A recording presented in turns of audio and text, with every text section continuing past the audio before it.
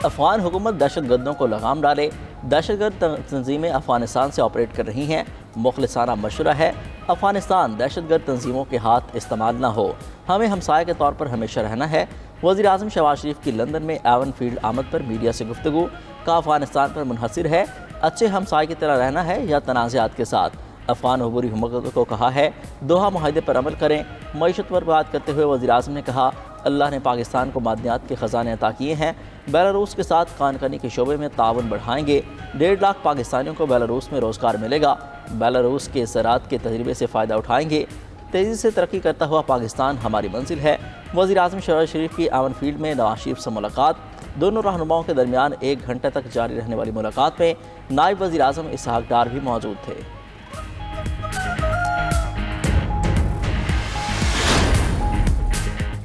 Army chief general Syed Asim Munir से अमरीकी कांग्रेस अरकान की मुलाकात। अमरीकी वफ्द में जैक बर्गमैन, थॉमस सोजी और जोनाथन जैक्सन शामिल थे।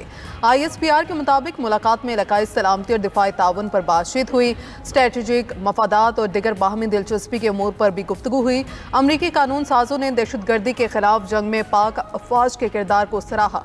इलाकाई अमन और इस्तेकाम में पाकिस्तान की पायदार शराकत को तस्लीम किया। सिक्योरिटी, तिजारत, सरमायाकारी और मौशी तरक्की में ताउन के अज़्म का इजहार किया। इस मौके पर आर्मी चीफ ने कहा कि अमरीका के साथ 2 तरफा शराकतदारी को मजीद मजबूत बनाना चाहते हैं। मुलाकात में IT के शोबे में तरबियत और ताउन के MOUs पर भी दस्तखत।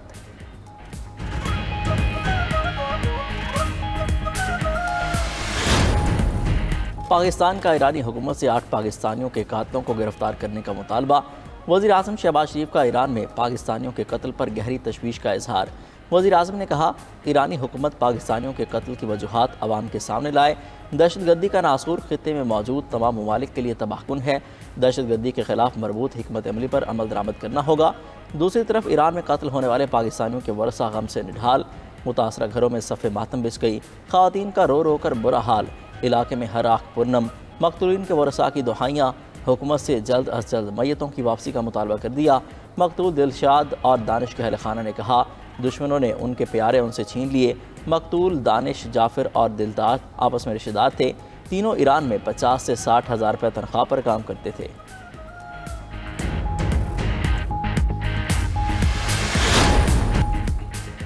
चीन जैसे तिजारती हरीफ मुल्क के हाथों यरगमाल नहीं होंगे। चीनी अमरीकियों की बेइज्जती करते हैं। कई दिहाइयों से जारी बदसलूकी के दिन खत्म हो गए। अमरीकी सदर ट्रंप कहते हैं गैर मुनसिफाना तिजारती तवासुन पर कोई मुल्क टैरिफ से नहीं बचेगा। खास तौर पर चीन टैरिफ से नहीं बचेगा जो हमसे बुरा सलूक करता है। अमरीका पहले से कहीं ज्यादा मजबूत और बेहतर होगा। तमाम मसनूआत खुद तैयार करेंगे। अमरीकी कस्टम्स ने कंप्यूटर्स और दिगर इलेक्ट्रॉनिक्स मसनूआत की बाहमी टैरिफ से मुस्तस्ना करार दिया था।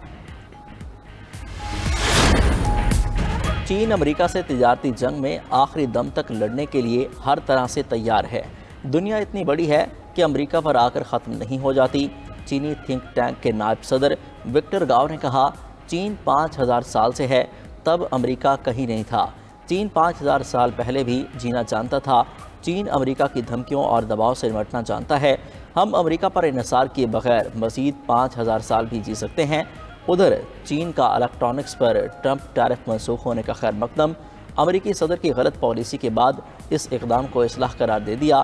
तर्जमान चीनी वज़ारत तिजारत का कहना है ये तबाहकुन पॉलिसी को दुरुस्त करने की तरफ एक छोटा सा कदम है। अमेरिकी पॉलिसी से तिजारती दुनिया को शदीद नुकसान पहुँचा। चीन ने अमेरिकी सदर से आयद तमाम टैरिफ वापस लेने का मुतालबा कर दिया। चीन के बाद कनाडा का भी तिजारती जंग में अमेरिका को भरपूर जवाब देने का ऐलान। कैनेडियन वज़ीर ख़ारजा मेलानी जोली कहती हैं कि अमेरिकी मसनूआत पर $60 बिलियन का टैरिफ लगा रहे हैं। यूरोप समेत पूरी दुनिया को अमेरिकी मसनूआत पर जवाबी टैरिफ लगाने चाहिए। कनाडा वाहिद मुल्क है जिसने अमेरिका पर सबसे ज़्यादा जवाबी टैरिफ आयद किए। ट्रंप की पॉलिसीज़ के खिलाफ अमेरिकी अवाम को भी बोलने की ज़रूरत है।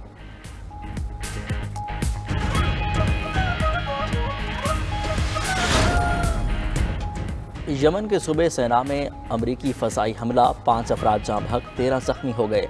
हौसी रहनुमा का कहना है अमरीकी तैयारों ने सेना के इलाके बनी मतर में एक फैक्ट्री को निशाना बनाया। गुज़िश्ता रोज़ अमरीकी तैयारों ने सादा और हदीदा को भी निशाना बनाया। हमलों में मरने वालों की तादाद 18 हो गई। उधर यमन से इसराइल पर मिसाइल हमला, मकबूजा बैतुल मक़दस में खतरे के सायरन बजने लगे। अरब मीडिया के मुताबिक मिसाइल हमले के खतरे पर तल अबीब का बिन कोरियन एयरपोर्ट बंद कर दिया गया।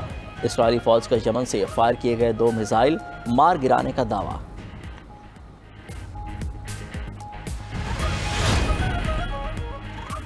रूस का यूक्रेन के शहर सोमी पर बैलिस्टिक मिसाइलों से हमला, 2 बच्चों समेत 34 अफराद हलाक, 117 जख्मी हो गए। जख्मियों में 15 बच्चे भी शामिल। यूक्रेनी सदर ज़ेलेंस्की कहते हैं रूस ने 2 बैलिस्टिक मिसाइलों से सोमी यूनिवर्सिटी के करीब इलाके को निशाना बनाया। हमले में यूनिवर्सिटी समेत 20 इमारतों को नुकसान पहुंचा, कई गाड़ियां तबाह हुई। ज़ेलेंस्की ने हमले को दहशतगर्दी करार दिया। आलमी बरादरी से रूस के खिलाफ सख्त रद्द-ए-अमल का मुतालबा, कहा बगैर किसी मजबूत दबाव के रूस जंग को जारी रखेगा। मुज़ाकरात कभी बैलिस्टिक मिसाइलों और फ़ज़ाई बमबारी को नहीं रोक सकते। अमरीकी सदर ने ईरान से मुज़ाकरात को मुस्बत पेशरफ्त करार दे दिया। ओमान में मंदूबीन की मुलाकात के बाद मीडिया से गुफ्तगू में ट्रंप ने कहा ईरान के साथ जौहरी मुज़ाकरात ठीक हो रहे हैं, टैरिफ और यूक्रेन के मुज़ाकरात भी अच्छे जा रहे हैं, लेकिन किसी वक्त आपको खामोश रहना पड़ेगा। वाइट हाउस ने भी ईरान अमरीका मुज़ाकरात को मुस्बत और तामीरी करार दे दिया। अमरीकी नुमाइंदे विटकोफ ने बताया फ्रीकैन अगले हफ्ते दोबारा मुलाकात पर इत्तफाक कर चुके हैं। सऊदी अरब का ओमान की मेज़बानी में ईरान अमरीका मुज़ाकरात का खैर मकदम। सऊदी वज़ारत ख़ारजा ने कहा ओमान की मेज़बानी में मुज़ाकरात की हिमायत करते हैं, उम्मीद है मुज़ाकरात खातिर खा नताइज के हामिल होंगे।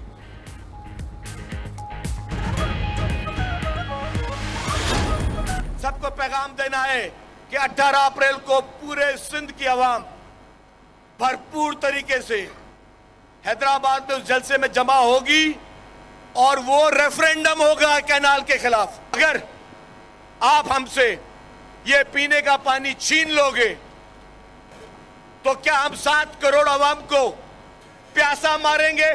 हम इस कैनालों के इशू पे कह रहे हैं कि ये कैनाल हमें मंजूर नहीं है, चाहे कोई भी किसी भी किस्म के हालात हो, किसी भी हालात में कुछ भी हो जाए। पाकिस्तान पीपुल्स पार्टी कैनालों पे किसी भी किस्म का समझौता नहीं करेगी। पीपल्स पार्टी दरियाए सिंध से नई नहरों के खिलाफ डट गई। नहरों के मंसूबे के खिलाफ 18 अप्रैल को जलसे का ऐलान।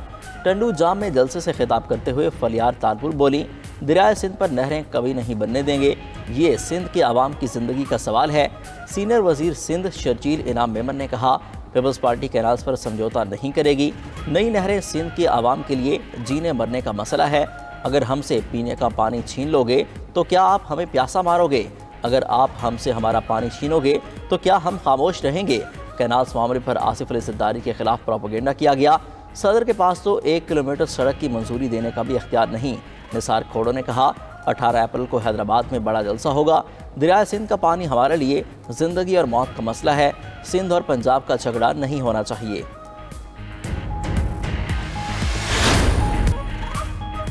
हमारे हुक्मरान अपने मफादात के गुलाम बन चुके हैं। अमेरिका को कहना चाहते हैं बहुत हो गया, इसराइल कोई मुल्क नहीं बल्कि अरब ज़मीन पर कब्जा किया गया।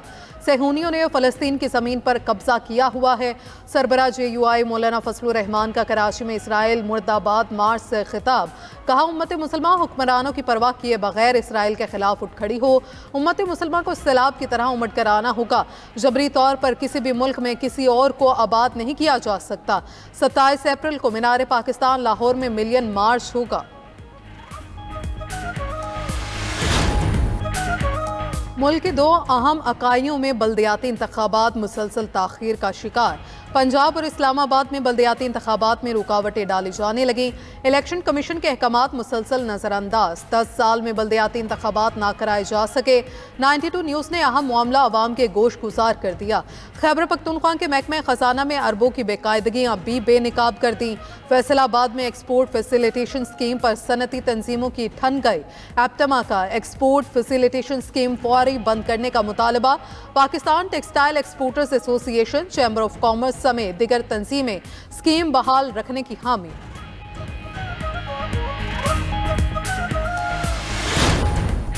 बांग्लादेश की अबूरी हुकूमत ने शेख हसीना वाजिद का इसराइल से जुड़ा फैसला ख़त्म कर दिया। पासपोर्ट में इसराइल के लिए कारामद न होने की शिक बहाल कर दी। डॉक्टर मोहम्मद यूनुस की सरबराही में अबूरी हुकूमत ने हुक्म जारी किया कि बांग्लादेश के पासपोर्ट के ऊपर सिवाय इसराइल के दुनिया के तमाम ममालिक के लिए कारामद लिखा जाए। हसीना वाजिद की हुकूमत के दौरान 2021 में बांग्लादेशी पासपोर्ट पर इस इबारत से सिवाय इसराइल के अल्फाज हटा दिए गए थे।